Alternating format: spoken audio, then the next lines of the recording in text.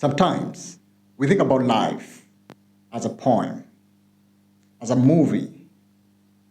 At times we even look at it as a lullaby, the bedtime song. But what is very important is that the thoughts of all our definitions of life sometimes depend on our own interpretation and efforts that we put to manage life.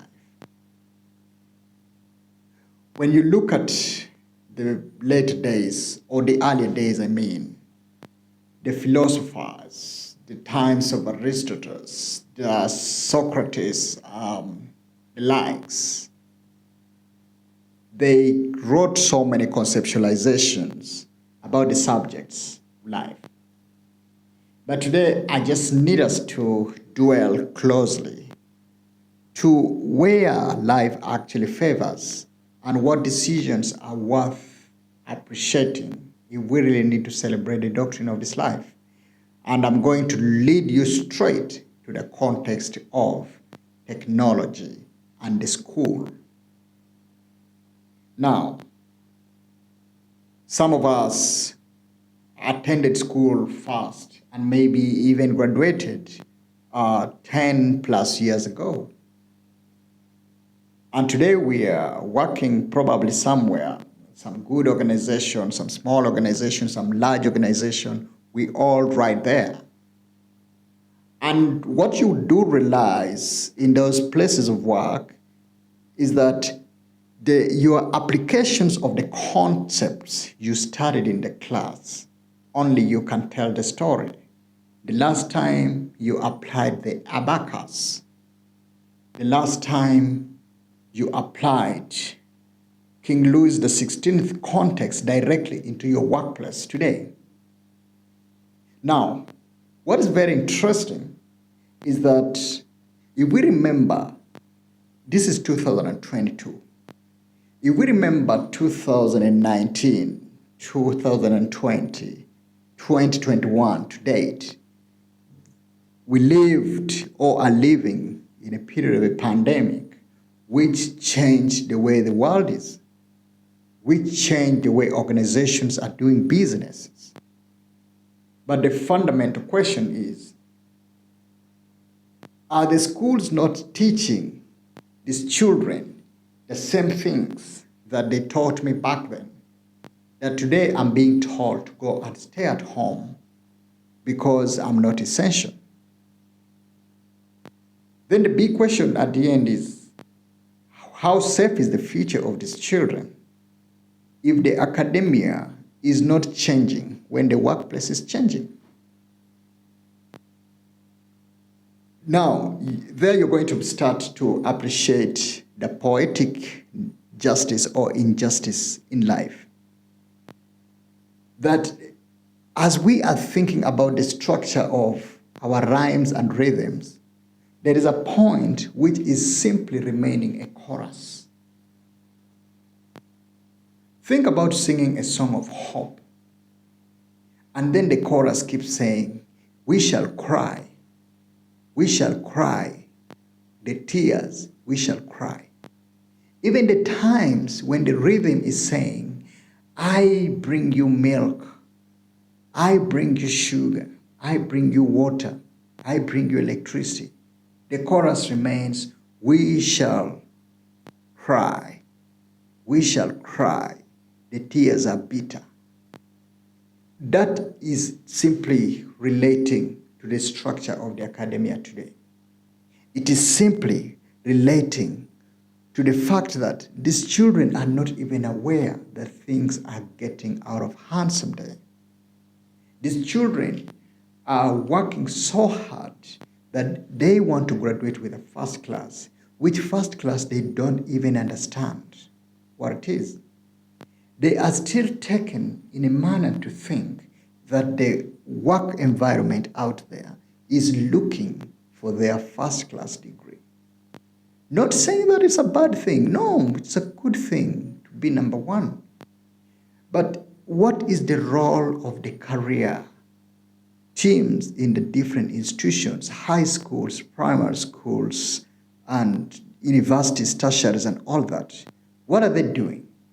Are they even aware of the changes?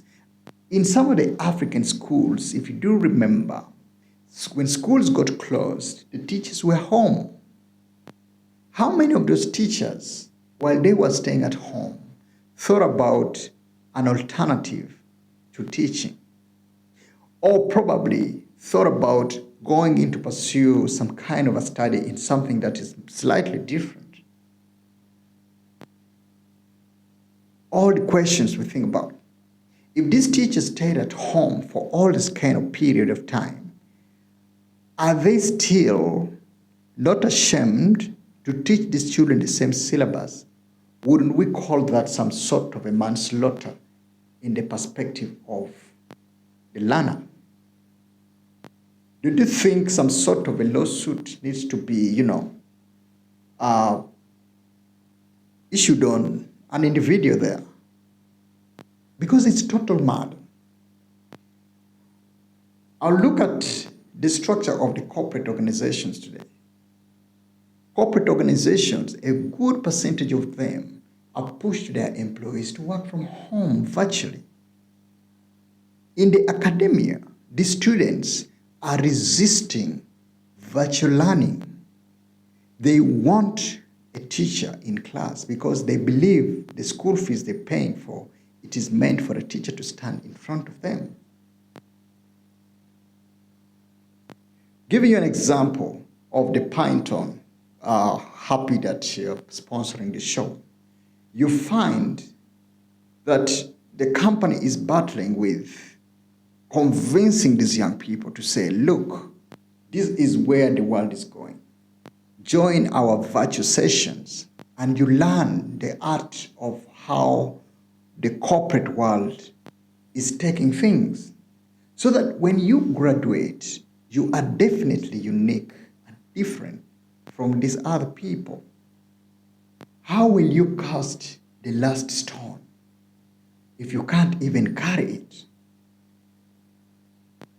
So what we need to think through is this. For the young people listening to this, I request you on one thing. Be in school to cover whatever percentage the school is giving you. But above all, remember one thing. I always hated this word, but sometimes I feel it puts you in the right place. Remember, you are on your own. Despite the fact that you're happy, your mother, your father, your relatives are all there, the bottom line is you are on your own. When you go into the school, one thing you need to think about is parents are paying that school fees for you. You need to put in that effort yourself.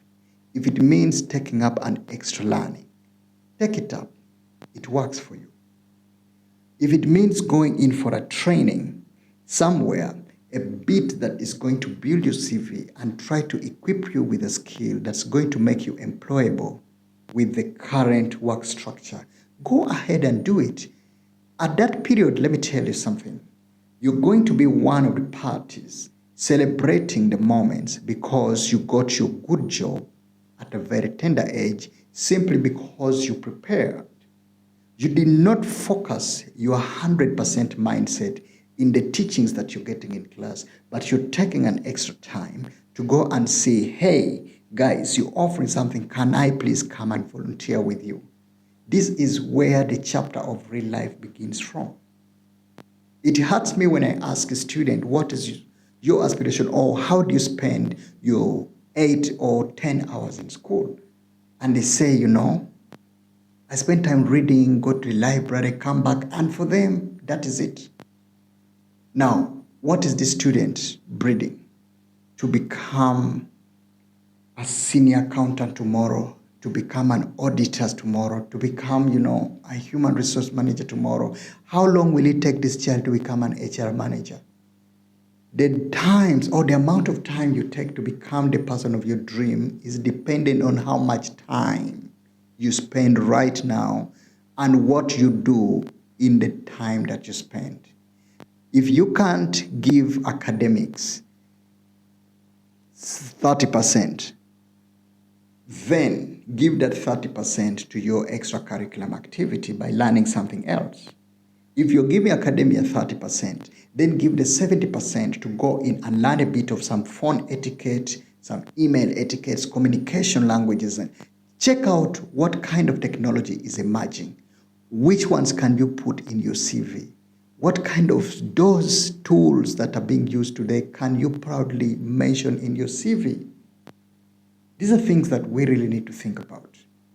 So for those that push harder, I tell you one thing, the sky is the limit.